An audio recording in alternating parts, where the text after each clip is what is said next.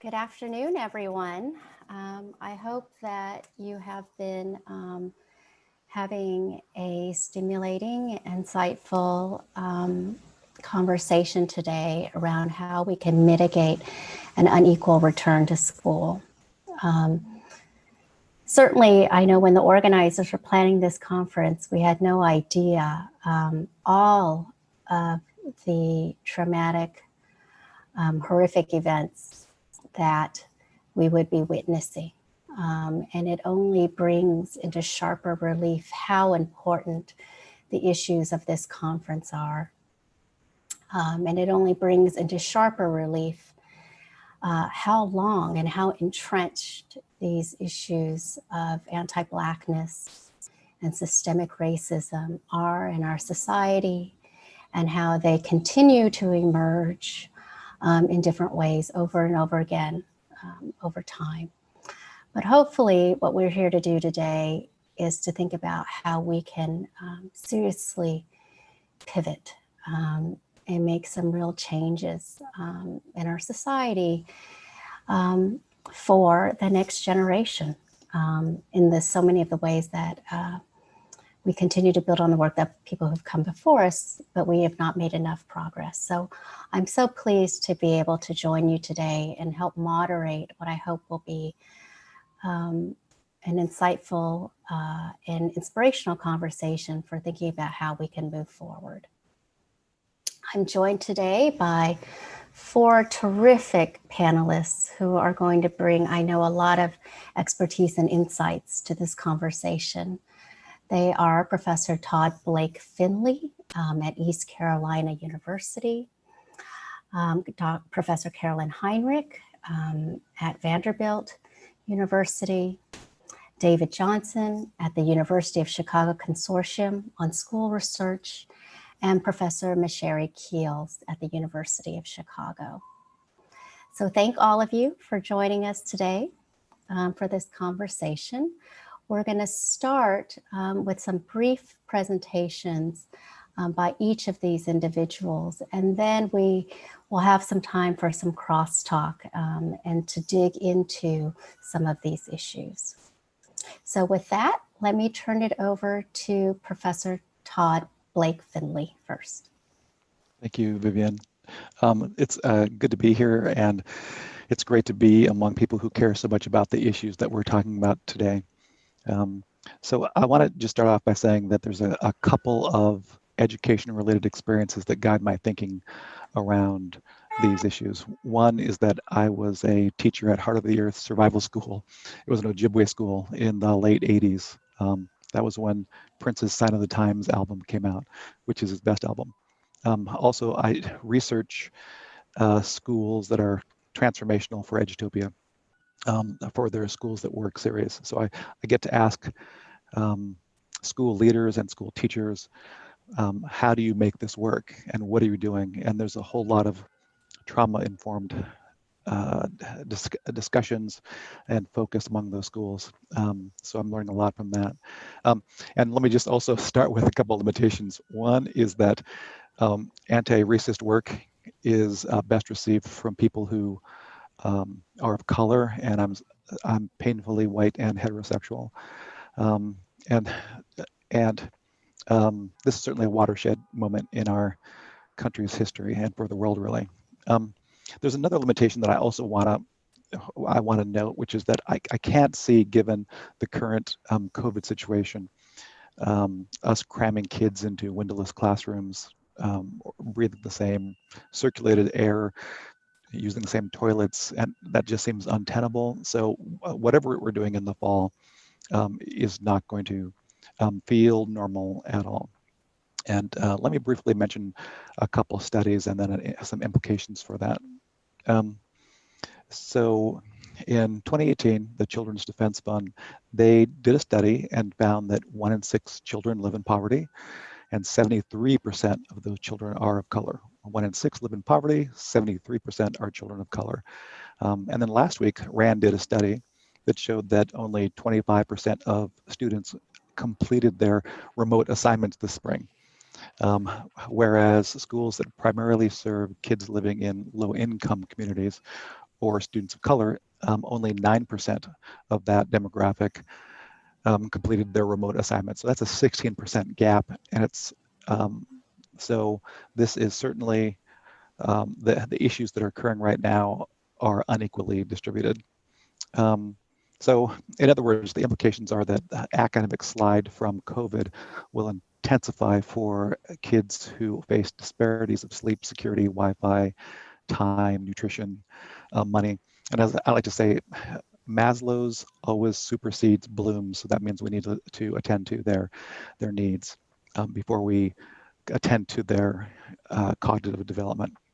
So so this approach tells me that we need to race towards empathy for the whole child, also race towards culturally responsive curriculum, and then also trauma-informed practice, which are the only humane curricula to adopt during this communal trauma.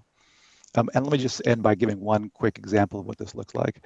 One of the schools that I researched in the fall was a school in Missouri, and they had a very large homeless population of students. And so I was really moved when I saw a video of them handing out these plain backpacks to their homeless students. And they're plains so that they don't get stolen and don't cause attention to the kids.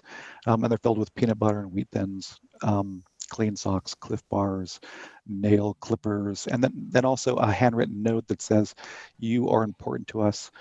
You matter to us. We care," which is, again, it's a backpack filled with blooms. There's one other thing that's special that's added to these backpacks, and that is they're given a key, and this key unlocks a special room in the school. It's a private school laundry room that has a washer and dryer that kids have access to and go there before or after school. And so the reason here is A, it's humane, and B, it gives students access to clean clothes that significantly boosts attendance. So this is one way that we need to think about the whole child and about the systemic issues that are obstacles to their development, and one way of balancing the scales. Thank you so much, Professor Finley.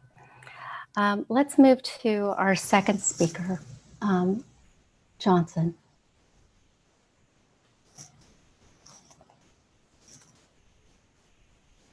All right. So I want to take just a moment to acknowledge how many different entry points there are for the conversations that we've been having throughout the day today, and to really foreground my appreciation for all of the panelists, both on this panel here in closing, but also throughout the day today. It's been an incredibly rich and frankly, really hopeful experience in a lot of ways. There's certainly plenty to be concerned about, and I know we'll talk more about that as we go, but there's also been a great deal about which to be hopeful, and even frankly, in some instances, I think excited. I want to take a moment too to thank all of the people who've worked behind the scenes to make this possible. This is an enormous amount of work to pull off, and the degree to which it has happened relatively seamlessly is a testament to how much has gone into putting it all together. And I also want to thank Dr. Keels for all of the work that went into organizing this and bringing together these people across all of these different expertise. This is really an honor to be a part of. Yeah, I want to really start by thinking a little bit about how we think about and understand vulnerability. And I know that we've heard a lot in various different quarters about vulnerable children and risk factors and thinking about resilience. But I really want to foreground again this idea that millions of children all over this country pre-COVID, and I think Dr. Finley highlighted this just a moment ago in a really nice way, experience all sorts of different hardships, many of them overlapping. Poverty is a particular constellation of factors. We often talk about those in terms of structural violence. And children across the country experienced structural violence at multiple levels pre-COVID. and teachers were working, and counselors were working, and administrators were working throughout schools in any number of different ways pre-COVID to think about these issues. And now post-COVID, or in the midst of COVID, I should say, we know that we're dealing with something that's an order of magnitude more complex. Structural vulnerability, that intersection of ways in which children experience housing instability, food insecurity, and a whole litany of other interconnected vulnerabilities really is only just beginning to help us think about what it ultimately means to try to address these issues. I want to hold up 3 things that I'm thinking of and that I'm hoping are helpful to share as we step into this space. One is to echo something that I think is really critically important, and that I think I've heard on a couple of the other panels today, which is to say that as much concern as we have with the issue of unequal or inequitable capacity to participate in remote learning. And I think we see that a lot in the discussions right now about learning loss. I think it's critically important to interrogate the assumption that children who've not participated in remote learning have not been learning. We're in the midst of an unprecedented global pandemic, and in the midst of the flowering of one of the most important social movements in certainly my generation. To suggest that the children who have been absent from our various remote classroom environments have been learning nothing or have been falling behind is to make a particular kind of assumption about what it is that's been taking place in the lives of those children and what its value is to us as educators, that I think we owe it to ourselves, but more importantly to our students, their families and communities to interrogate really carefully. And I think my first point connects to that, in that I think what I really want to put forward as an important objective here is that we think broadly as a field about the way that we understand and assess not only children's learning, but also their well-being. We have systems, many of them built around standardized testing, but also around a fairly consistent set of grading practices that, frankly, for quite some time have been reinforcing various different dimensions of oppression for children of color in particular. And I think we've heard some really provocative and interesting ways in which folks on panels throughout the day today have been questioning the adequacy of those assessment paradigms for thinking about what it is that we ultimately need to be responsive to. When we say empathy is one of the most important qualities and in the shortest supply in a moment like this, I think it's really important for us to consider what data we actually have at our disposal, but also what else we might need to collect in order to actually understand and engage directly with the lived experiences of our students and their families and their communities during this time. And I think to that point, then I'll also say I think it's really critically important for us to think about the work of administrators and district leaders in creating the kinds of systems and structures within schools, as well as the resources that support educators in ongoing and reflective practice around not only instruction in the remote environment, but also the health of, and here I really mean the extent and the depth and the quality of the relationships that they have with students. If a different assessment paradigm points us towards something that's more holistically oriented towards the full experience of the child, then this other way of thinking about supporting teachers also needs to move us beyond thinking about assessment as simply a reflection of a child's capacity or achievement, and bring us to a place where we see it as a reflection of educators' practice and adults' success or struggle in engaging with children. And finally, I'll just say in closing that I think in order to do either of those other 2 things well, I think it's really critical that we focus on strengthening the infrastructure and resources that we provide to schools in order to enable adults to collaborate more effectively with one another, particularly across difference by race and by class. And I think in the current moment, it's really critical to raise this idea that we're all affected by the COVID pandemic. But we're also all affected by white supremacy culture. And we are all implicated in the systems that we're talking about and thinking about trying to change. We're not always all responsible for the ways in which those systems operate, and the kind of colorblind race discourse that exists in this country that emphasizes the idea that I as a white person, I'm not racist, I'm not responsible for this, misses the point that we're all accountable for it and that we all live every day together with the implications. But those implications are very different depending on how each of us is situated. And I think as we think about what we're moving towards in the fall, whether it's in person or remote or some hybrid of the two, there's a great deal of opportunity in the disruption that exists right now to choose not to go back to business as usual, and to recognize that business as usual was actually never working very well for any of us, even as many of us were advantaged by a system that continued to take advantage of children of color throughout our school systems. Thank you. Thank you so much, Dr. Johnson. I accidentally leapfrogged over our second speaker. You guys will have to forgive me, even though I've been on Zoom every single day for 12 weeks. I have still running into challenges with it. So let me go back to Professor Carolyn Heinrich. Wonderful to see you, Carolyn. Thank you, Vivian. So can you just advance to the next slide, please? Thank you. So we've been hearing this call to action all day, right? We understand that even actually before the pandemic and before we saw George Floyd, murdered in broad daylight by those who were supposed to protect and serve him, we knew that children's mental health was deteriorating, along with parents as well. Those trends have been very definitive.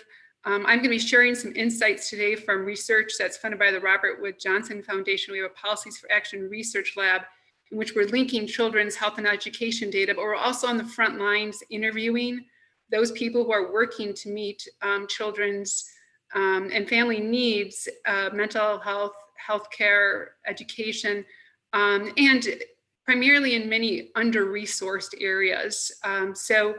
And this is really critical because we know that poor children of color are more likely to suffer because of these traumas, and that these have enduring disadvantages. We see what happens when they're absent from school more often, when they struggle to stay keep up with their peers, and that's in part because we have not provided the resources for them, and so.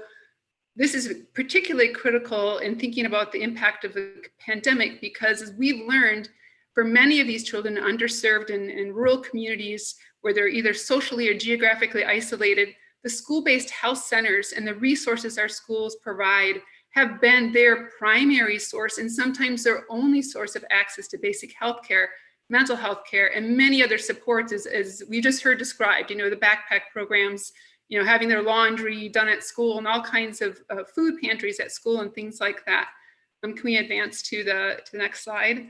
The other thing if you've been listening today, you've heard people talk about this has impacts not just on those children, but also on those who are trying to work with them. So we were disturbed when at the beginning of the school year, we were hearing people talk about, middle schoolers and sixth graders with suicide attempts or suicide ideation.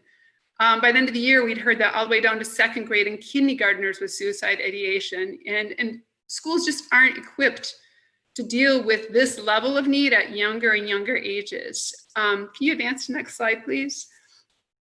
So one of the resources we identified through our interviews that has been really critical is these Advancing Wellness and Resilience Education, or AWARE grants.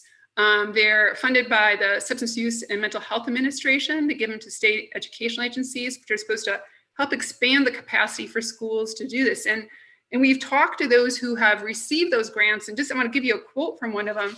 A school-based health coordinator says the need is just continuing to grow, and our school counselors, most of them who are also teaching in the classroom part of the day, have so many, because they have so many bodies in need and so few dollars to go around. Those counselors are also feeling very stressed because no matter how much time and how hard they try to reach the needs of these kids, when they go home at the end of the day, they still don't feel good. So even those that have received this AWARE grant find that it just allows them to tap the surface, to identify the need that they have not been meeting all these years, and they're immediately overwhelmed. Right now, they're 5-year grants, so and there are only a handful. For example, in Tennessee, where we're studying, there were first only 3 grants across the entire state. There's 5 new grantees, but those first 3 grantees lost those resources, and some of them can't sustain it. One school-based health coordinator told me that their resources for school-based health center have been the same level, the same dollar amount since 2006. That does not only not reflect the fact that we've had these massive increase in mental health care needs among our students, but we're expecting schools to work with the same level of resources as this need has expanded. And so, one of, I think, an immediate policy action we could take is we need to call for an expansion of these grants. Everyone we've talked to said that they're really critical to expanding this capacity. Schools are so stretched. The other problem we need to do is break down those barriers to access to those services, the administrative burdens. Right now you've heard a lot of people talk about how telehealth, we can do telehealth, right? It's really an important idea because in many areas, especially where they're geographically isolated, where the need is so hard, they can't begin to serve they can't get enough counselors, they can't get enough psychologists, they can't get enough social workers to meet all those needs. So breaking down those barriers. So part of it is buy-in. There's all the equipment that's required, but also what we've really heard is, again, it comes down to financial and administrative constraints. When you have to make it work, for example, we talked to someone who's part of the Ronald McDonald House. They have a mobile telehealth clinic that goes around so they can actually expand those services to different school districts. What they find is that they can only sustain that with a sufficient payer mix of actually paying, and there's so many uninsured children or children who, like in Tennessee, the state with the highest number of children who left the rolls, we are not getting all of our economically disadvantaged children onto healthcare programs. So, obviously one great solution would be to provide free healthcare to all, or nationalize healthcare. The absence of that, at a minimum, we need to expand Medicaid so that we don't have poor or near poor families and children without that access, and we can expand these kinds of services. So I'm going to stop now because I know we have more panelists to fit in. Thank you so much. Let's go now to Professor Masheri Keels.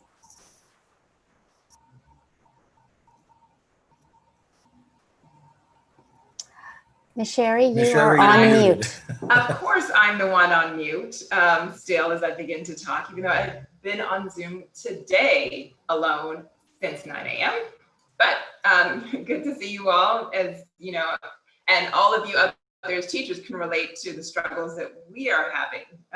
So as you are doing this with your students, I'm just going to share my screen very quickly so that I can show you, revisit some slides that I had this morning. So okay, there we go, in slideshow.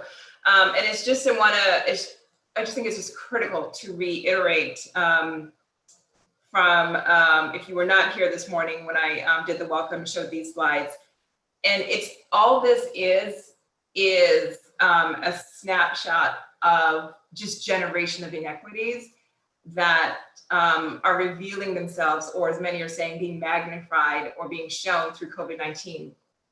And it's only because of death rates are a very solid and unfortunately final and hard count that allows things to be very, very visible.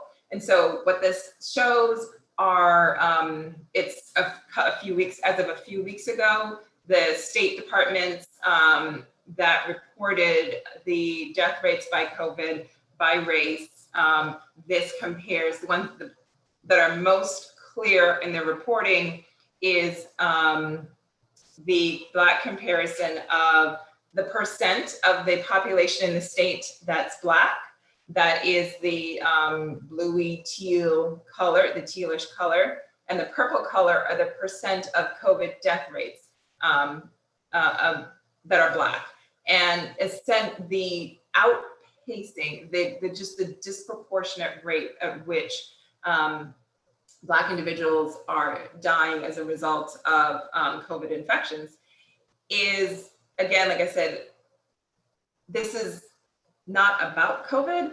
COVID just came along and magnified all of the things that were underlying and not very visible. It just made them very, very visible. And this is also, when you think about why students are protesting, why there is such unrest, is because all of these things that are often not very visible are underlying and that are occurring every day, every year. We know that there are lots of disparities in health and education, in economic factors.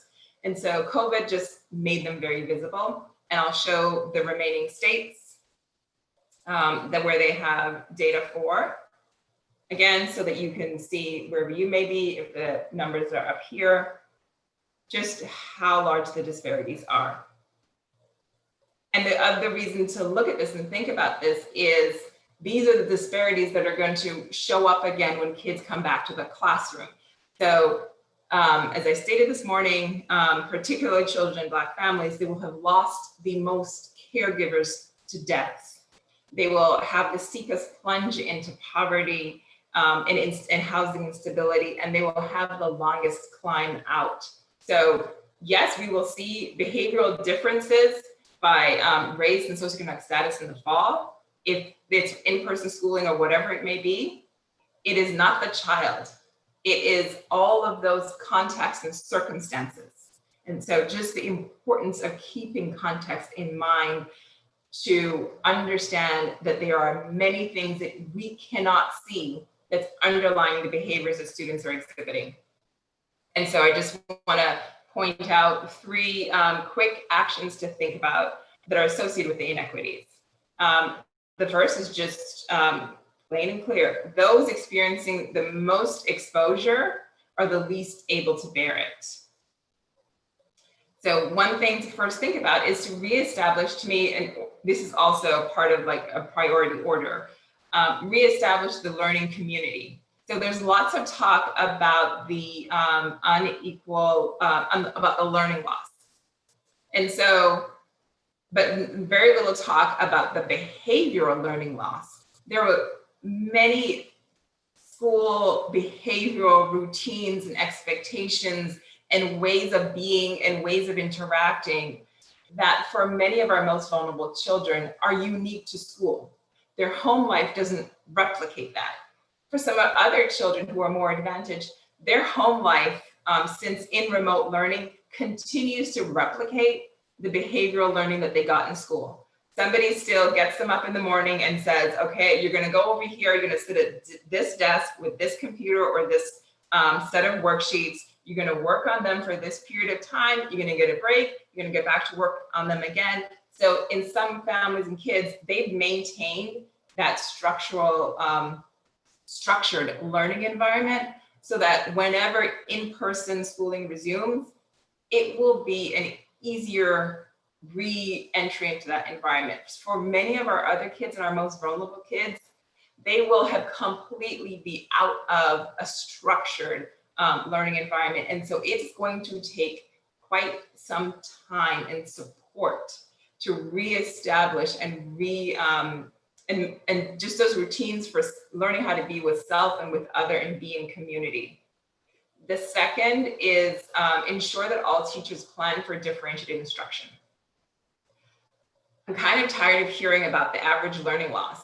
And that's because just that there is no such thing as an average learning loss when we think about how kids are experiencing it and how teachers will experience this when they return in the fall. The challenge to me is not the learning loss. If everybody received the same level of learning loss, then it would be much easier to pick up whenever in-person learning resumes to move everybody along. The problem is that this learning in this period has been substantially unequal by many factors that only advantage the kids who were already ahead. And so the idea of teaching to the whole class in any way should really just be removed in terms of how teachers are planning for how learning will resume. And there's some studies that have that are using data for kids engagement with remote learning for kids who were on in schools that were using some virtual learning, digital learning apps before COVID. What they've done is continued tracking access and utilization and engagement of that after COVID. And what they found is that more kids in more advantaged schools, but even more important to me is that it's the kids who had the highest levels of proficiency before COVID that are showing the most continued engagement with those learning platforms post-COVID. And so the widening in the learning gap and in the knowledge gap for school-related and academic learning is going to be huge. So just all teachers should be preparing and planning and learning how to do differentiated instruction at a level that has never been seen before. And just the last that I want to point out is to rethink the distribution of access to the strongest teachers. So there's lots of talk about using testing and diagnostic tools in order to place students, either retain them in grade or to place them in remedial learning classes. If we're honest about how our system currently works, placing students in remedial classes is not associated with an increased access to educational resources.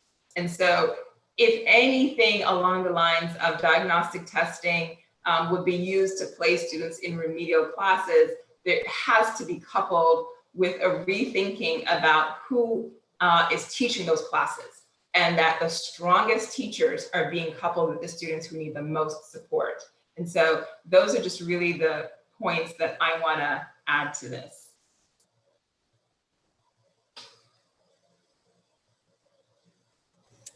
Thanks so much. Well, those are certainly an important set of comments to get us started with. So there's a bunch of questions that have been generated over the course of today, and so I'm going to try to get through some of them. One of them, I think, that is on the minds of so many educators is what is going to be asked of them this fall. So that, and there's the worry, especially I think for many teachers, that they will bear the burdens not only of addressing the academic learning needs, but also the social, emotional, mental health needs of students. And then we're talking about adults, many of them who themselves have suffered loss and trauma. So how do we begin to think about this, this challenge as folks think about returning to school? Yes, Carolyn. So I want to pick up on this point you made and something Sherry just said, and that is that the digital tools that we've been using with our students, and this is something we learned in our research funded by the WT Grant Foundation on equity and quality in digital learning.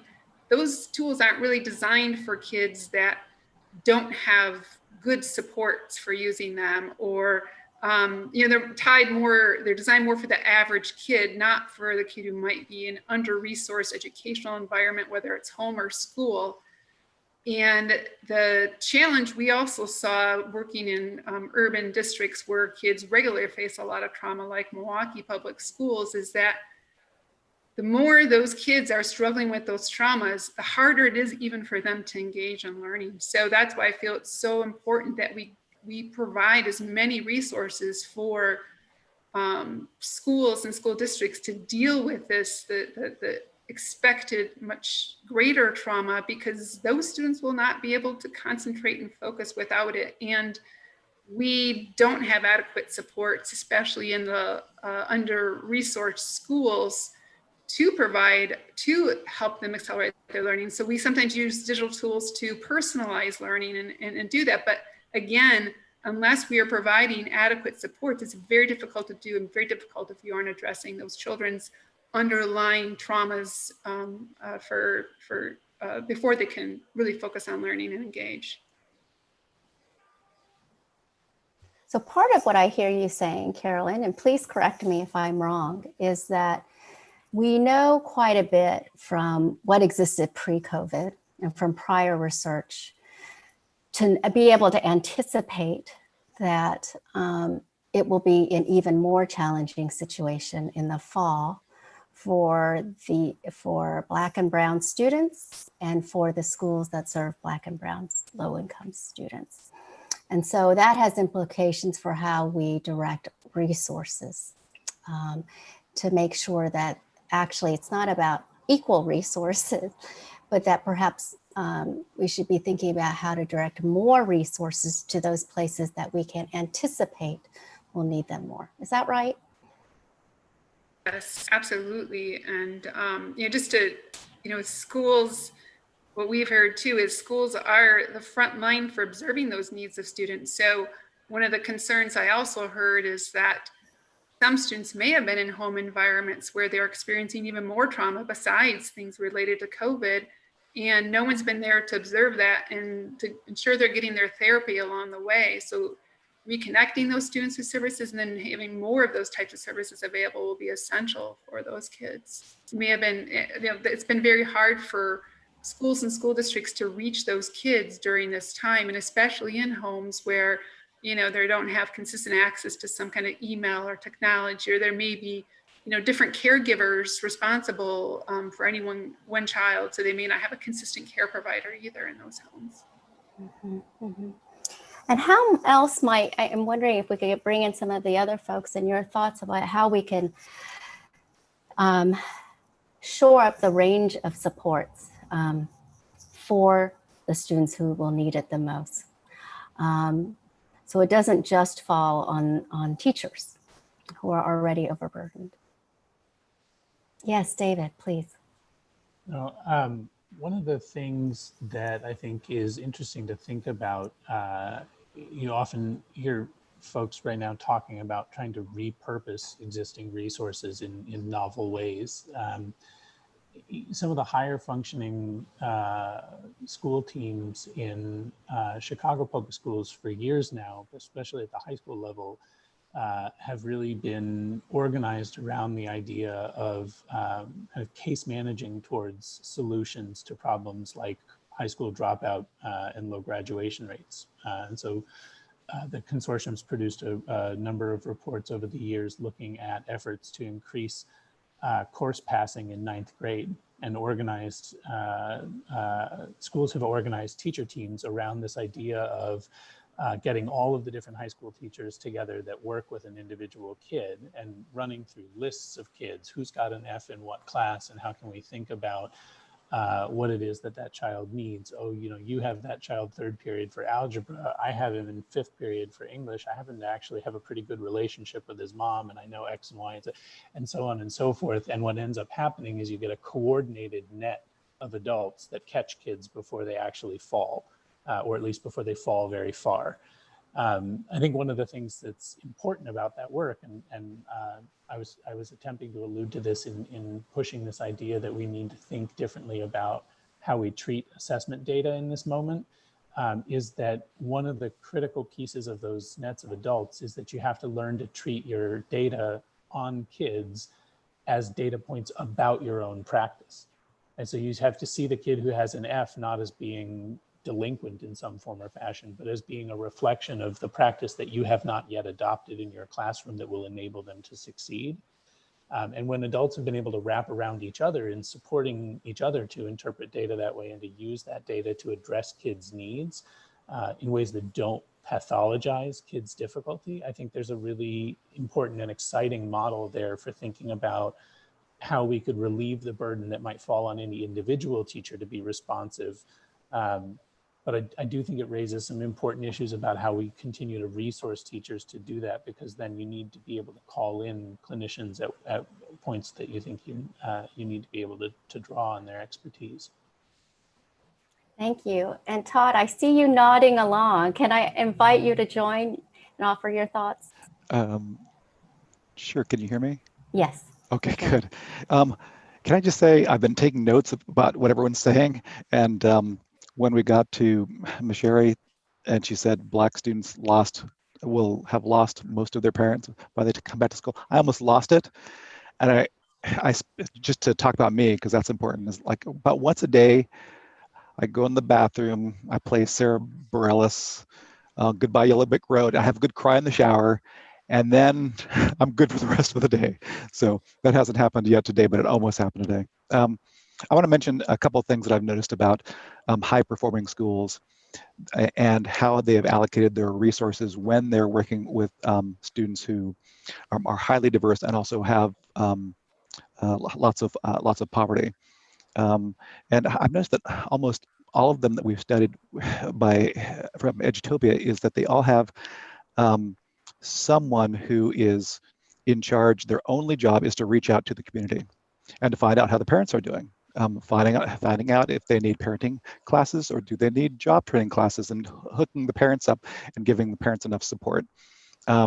Making that outreach, which is really important, because when we're talking about disenfranchised groups, we're talking about parents and their parents and their parents who have had usually really traumatic relationships with the school system. So there's a lot of suspicion. So that outreach needs to happen.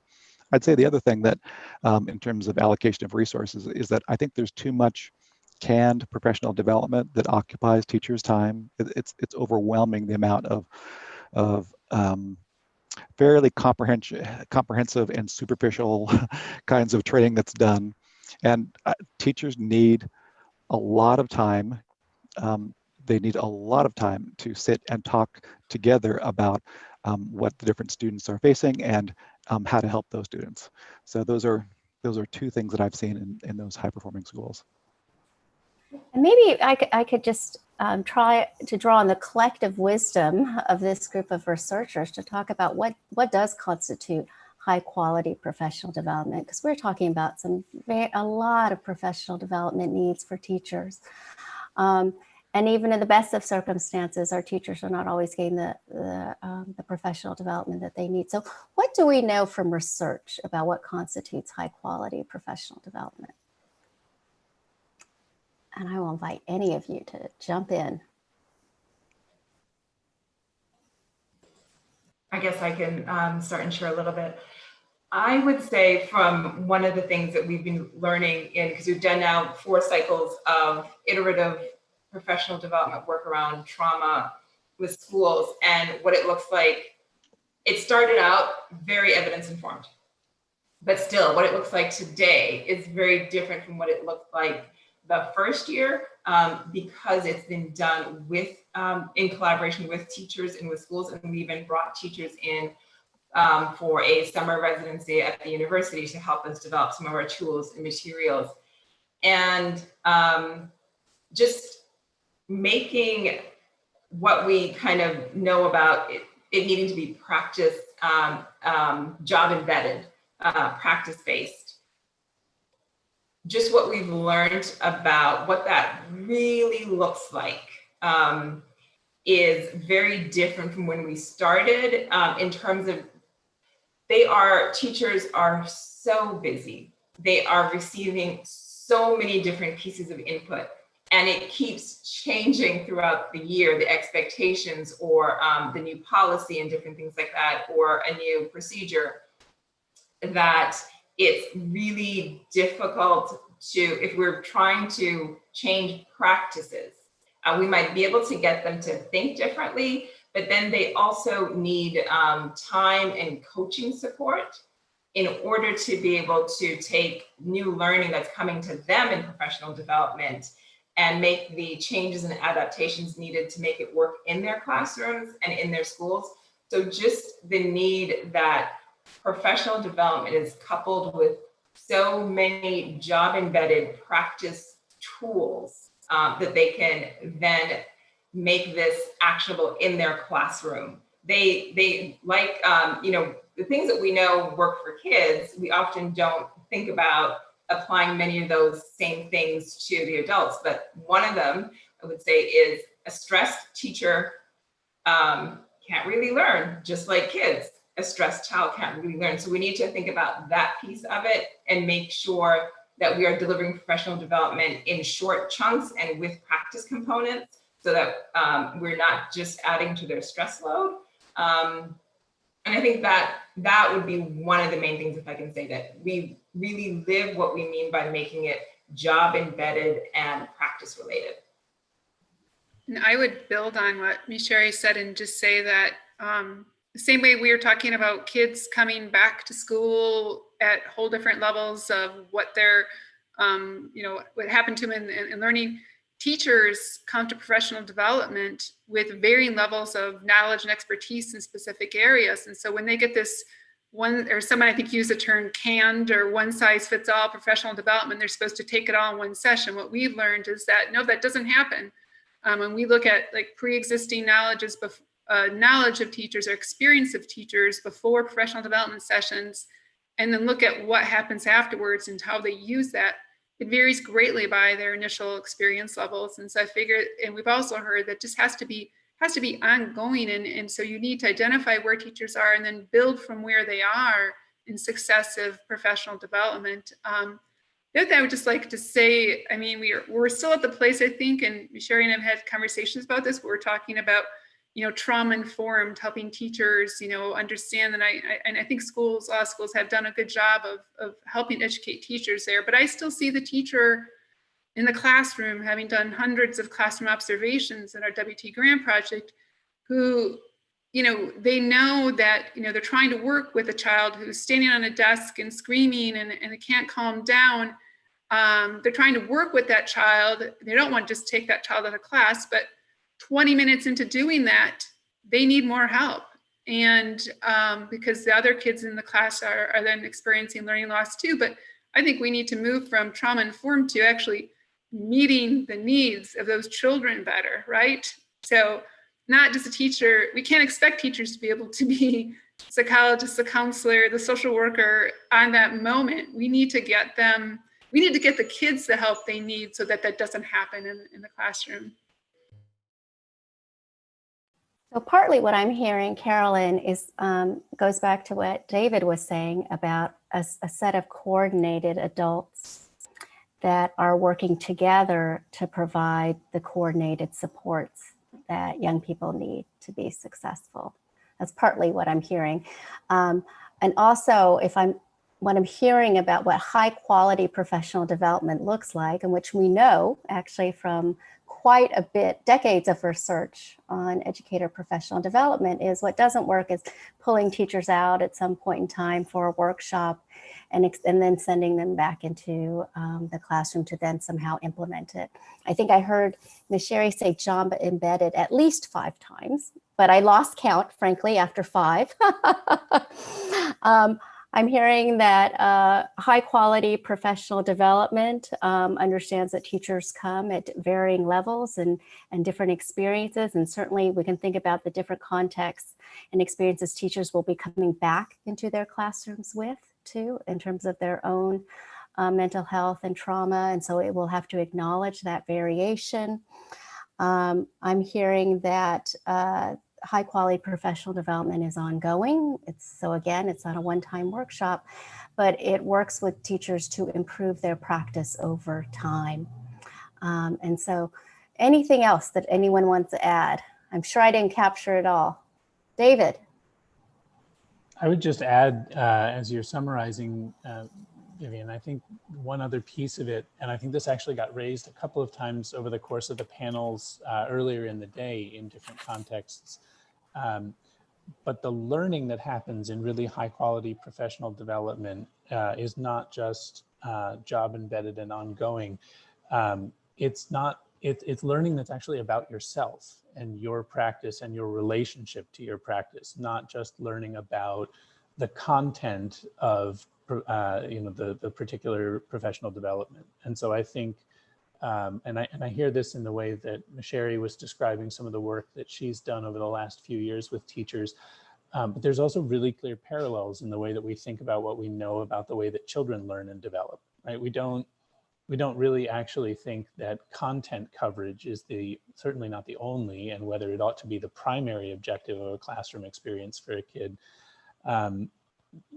those connections that you make to the developing identity of a young person are really critically important, and likewise for adults. And so I think here, some of the panelists earlier in the day raised the importance of things like participant action research and various other ways in which higher education works directly with teachers in professional development settings to focus that learning, not just on evidence-based practice, which is I think really important, but also on a kind of self-development and a self-reflective capacity that becomes a really critical part of understanding where you are in responding to your own emotional needs and your own experiences, so that you can show up in a way that's actually supportive of the children that are in front of you. Thank you. That's a great point. You know, I feel like it would be great to hear an example of what does this look like in practice. Ms. Sherry, do you have one off the top of your head, or maybe David? What does it look like when that all happens? Or Todd? I think Todd has one. Okay, Todd, why don't you start? I do have one. I just have to say that all the research suggests that when you give students choice, then they're more motivated. They like it more. So we need to extend the same thing to teachers, because it's the same kind of thing. They need to choose what their PD is. One of the models that we started using, and this is assessments that we did actually with pre-service teachers. We did this one thing that they said was more important than any other learning tool or any other educational class moment they'd had, and it was really simple. It was just this. We asked our pre-service teachers to come together and meet in interdisciplinary groups, and they would bring a videotape of them teaching something, and then they'd say, all right, what's good about what I'm doing? And we forced them just to talk about what's excellent that they're doing, and then we said, are there any questions that you want to ask the other people in this group? And then they'd ask the questions and get feedback on them. Then they'd go back and reteach the lesson to a different group, and then come back and report on that. And they said that was just transformational for them, because the text was the classroom space, and they were really invested in the feedback that would help them improve their practice. It was really simple. It didn't cost very much money, and it's much better than paying a whole lot of money to shuttle all your teachers to a Ruby Pain conference somewhere. I had to put that in, sorry. Ms. Sherry, do you want to offer your example? You look like you're about to offer one. So it would be in many ways that same kind of thing that, so when I say with the work that we do around teaching professional learning on trauma, that it's job embedded, we have developed our kind of the materials that we work with teachers with, that they do a lot of assessment of there's learning, some core content learning, but then it's coupled with a lot of assessments of how this looks in their classroom, how it looks with the students that they're working with, and so that they can really see how, and that it's communicated, that it's expected that this is going to need to be adapted, and it's going to need to change based on how you teach and who you are and what your personality is and all of those things, as well as what are the needs of the students in front of you. And so that there's lots of, that all of the materials are called just a lot of planning materials to help them apply this learning to their classroom and their needs. And I'll also say with that there's lots of examples.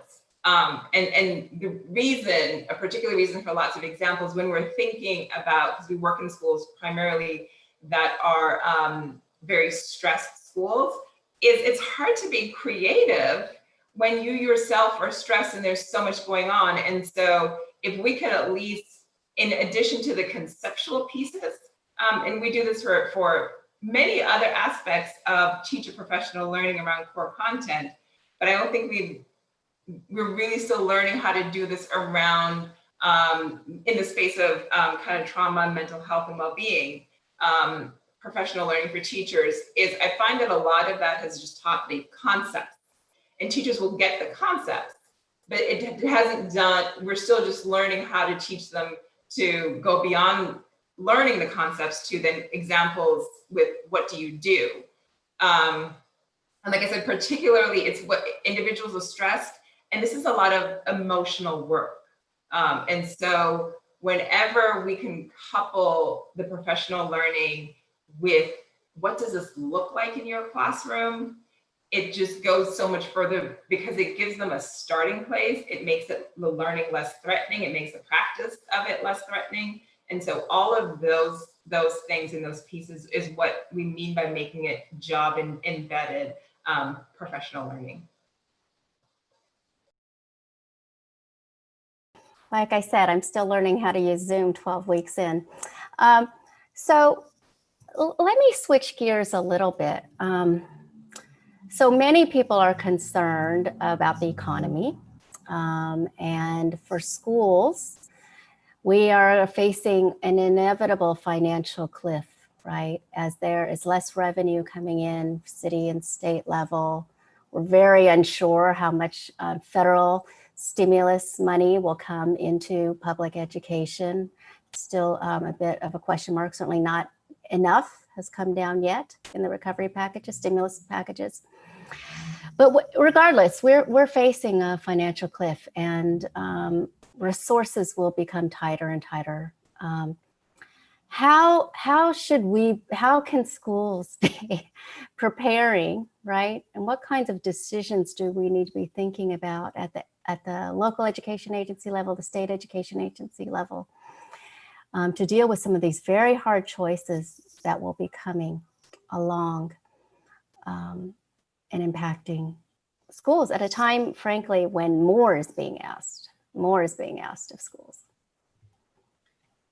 So we started this year in Tennessee with our governor saying he was going to create a mental health trust fund for our school districts, and everybody was thrilled to meet the already, like I said, overwhelming need. And then COVID-19 hit and the budget impacts hit, and that mental health trust fund is no longer going to happen. But I think that I mentioned the AWARE grants in part because it's federal, right? Because state and local, I think, are really being hit hard by things like, loss of business and sales taxes and things like that, which so many rely on for support and need to increase property taxes. But I feel like this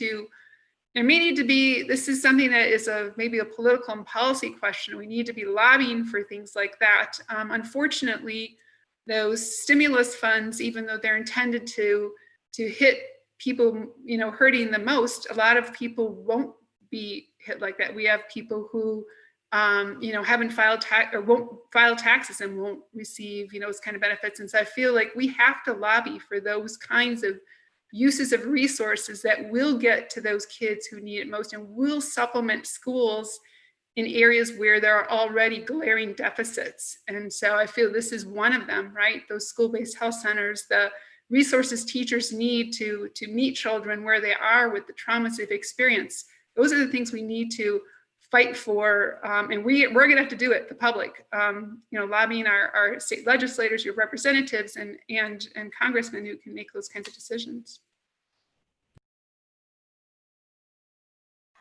It strikes me, Carolyn, as I hear you talk, that, I'm on Twitter, and every day on Twitter, I see all of these parents saying how much they now appreciate their kids' teachers. Oh my gosh, the appreciation for teachers is going through the roof right now as parents learn a little bit about what it means to school their kids.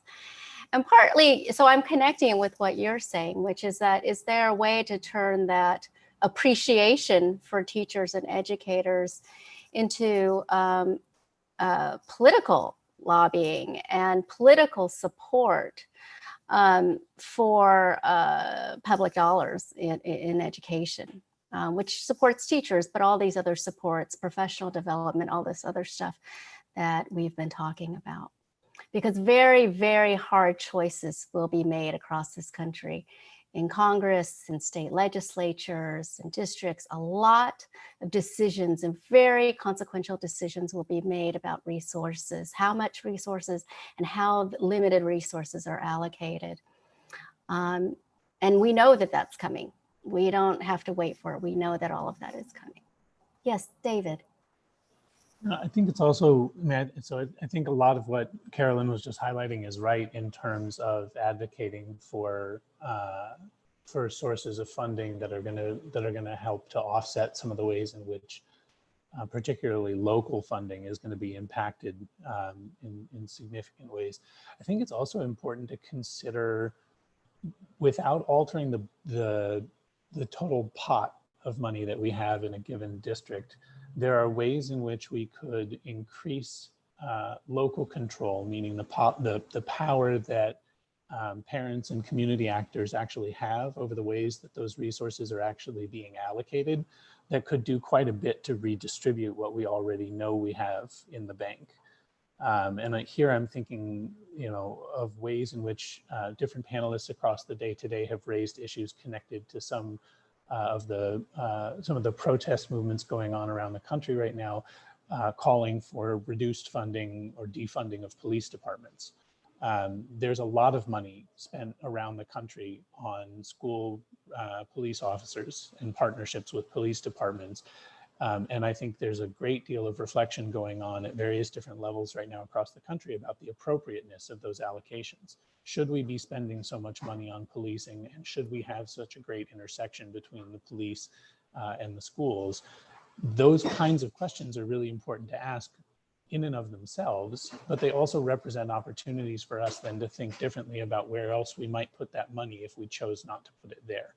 And so that's not to say that we don't also need for the resources to come to offset the ways in which states and cities are going to be hit by diminished revenue. But I think there are also things we could be doing in the meantime locally that could really redistribute power in some profoundly important ways. Yes, Todd, please. So no one should talk to me about budgeting issues because I can barely deal with my checkbook. But I am up on the research, and a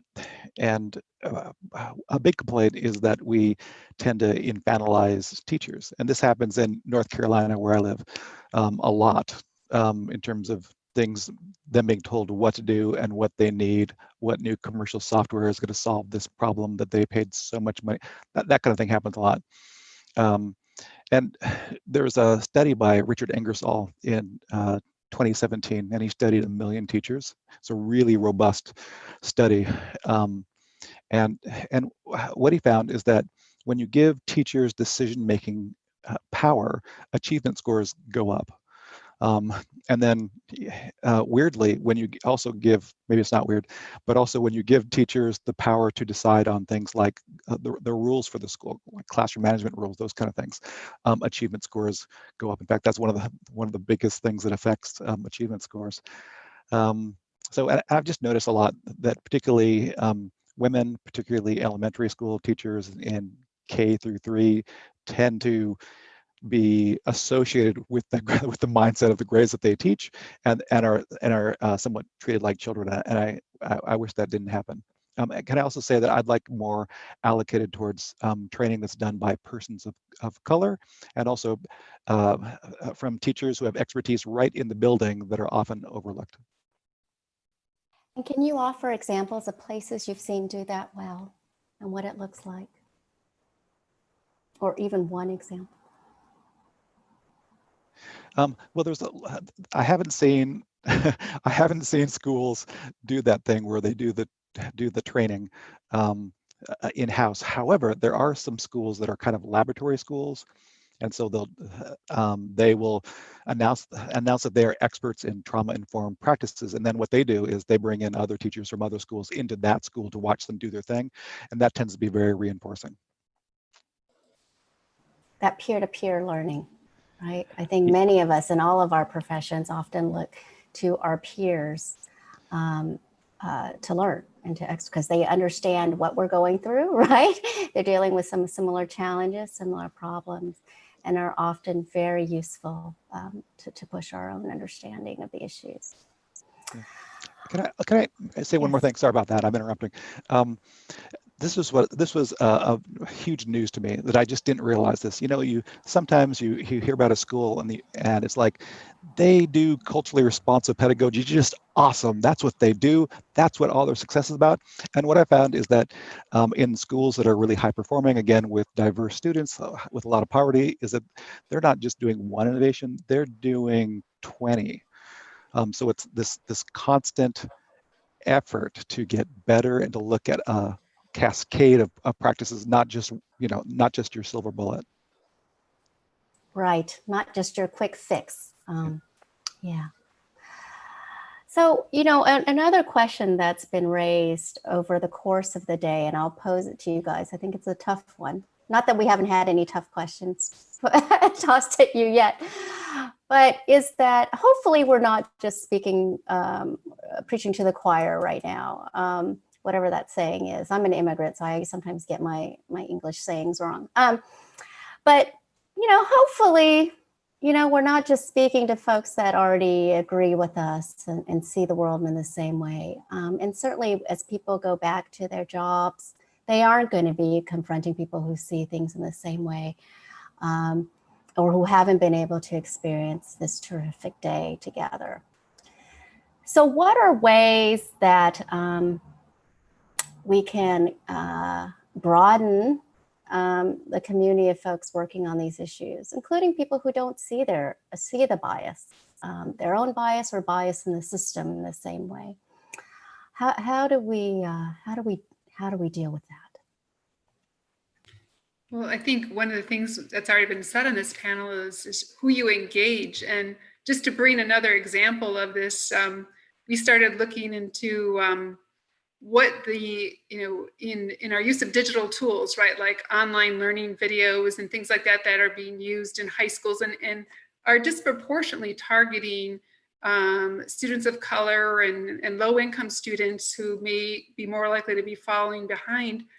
We were surprised, or I shouldn't say surprised, but the lack of cultural responsiveness and diversity within those curriculums and games and instructional videos that are built into those tools we're using. So as we think of ways that we're going to try and enhance and personalize learning, be aware of that. And so one of the things that came out of our research in our WT grant project was we worked with a school district and one of those vendors that is in all 50 school districts in the United States to make them aware of content after we studied that content that was not only not either diverse or responsive, but some of it was offending and could perpetuate or enhance traumas. And so I feel it's another thing that we need to be aware of. And so one of the things you have to look at is who is at the table, constructing that kind of those kind of learning tools, and who can you bring to the table to look at how we need to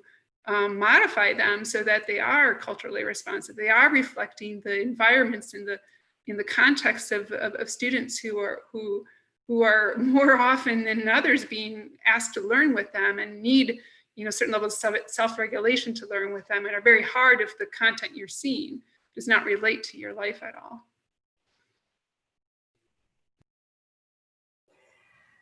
Your comments, Carolyn, remind me of something that I've been pondering as I think about school districts all across the country and state education agencies. Everyone's dealing with this crisis and trying to figure out what to do, and developing plan A, plan B, plan C, because there's so much uncertainty.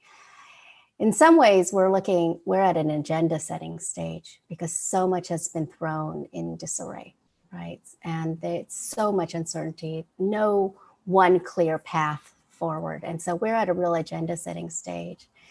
And as decisions are being made under very difficult circumstances, looking at reduced funding, looking at more need than they faced before, are we putting the right processes in place and bringing the right people to the table in that agenda setting? And I'm thinking about what you were saying, David, too, that are we once again, during our agenda setting, leaving out folks of color, leaders of color? Are we leaving out community voices, grassroots community voices? Are we leaving out families? Are we leaving out the young people themselves at this very critical time when important decisions are being made that are so consequential? Are decisions being made for Black and brown youth and their families? Are they being made for them? Are they being made in ways that would fit what they would want to see? So how do we, even in the process we're setting up in our decision making, making sure that they are inclusive? We have about, oh yes, please, David, Todd. Thank you. I really want a handlebar mustache too, so I look a little more like David. That's pretty damn cool. Can I just say that I'm very concerned about unconscious bias that occurs in schools, and also let's just call it out as just we have teachers that are racist that are in the building, and they have a lot of power because their arguments are very simple. And so there's a good thing to say, thing for teachers to say when someone in the school says something racist. It's this. That's crazy. When you use that language, there's not really a response to that, so that's helpful. But I think besides marinating school culture in this discourse of inclusivity, we also need to let people who are trying to do the right thing sometimes use the wrong language as they're oftentimes wearing a suit of ill-fitting of words, bad metaphor. And I think we need to be patient with people as they, well, not patient, but in the moment, let people work through the language without getting hit in the head when they're trying to do the right thing. So that marinating in that culture of using the right kind of language is important.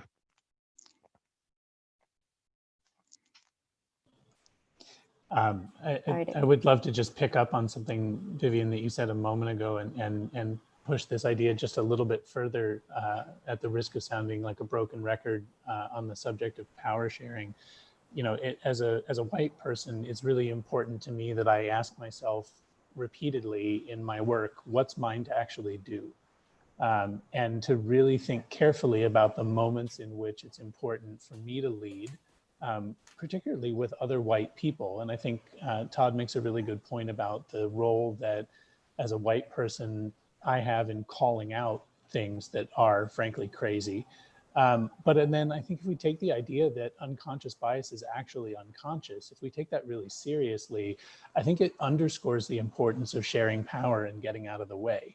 Because the things that I'm going to get wrong, and I'm going to get some things wrong, are not going to be things that I anticipate. If it were conscious, that would be different, but that's what unconscious bias actually means. And allowing communities of color and leaders of color from within the communities that schools serve to actually lead in making decisions, to really do something that actively disrupts the culture of command and control, both in policy making, but also all the way down to the school and the classroom level, I think is a really critically important part of what it ultimately means to adopt an anti-racist stance to responding to something like COVID. COVID is racialized in a very profound way that I think Masheri did a really nice job of visually highlighting at the top of the call. If we're going to do anything about that, it can't just be a matter of good intentions. It has to be a matter of structural change that actually forces us out of our comfort zone. We're not going to solve this by wanting to. If wanting was the only problem, we would have gotten there already. Yeah, I so appreciate that, David, and also Todd. Because sometimes in these conversations, we don't focus on whiteness, right? And we don't focus on the role of white people in a white racial hierarchy. So again, on Twitter, I am seeing a lot of, I would say, awakening and a renewed sort of or fresh willingness to look hard at whiteness.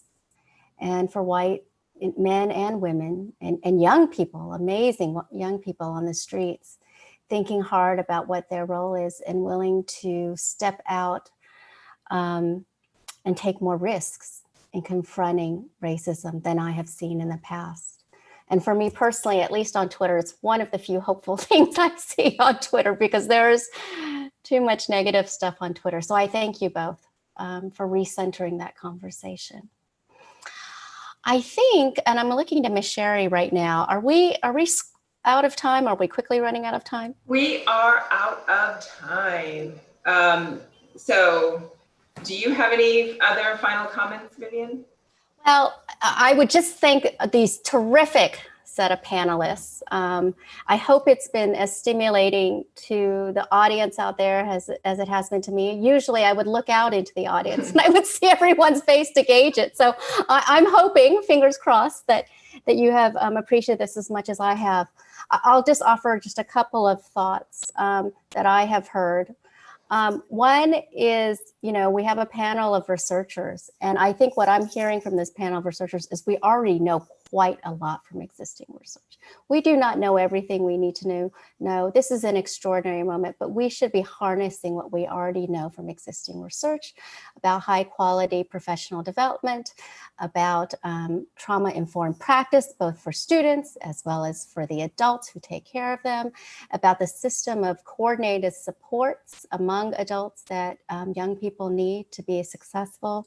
We also know quite a lot about structural racism, what maintains it, about anti-Blackness and white supremacy.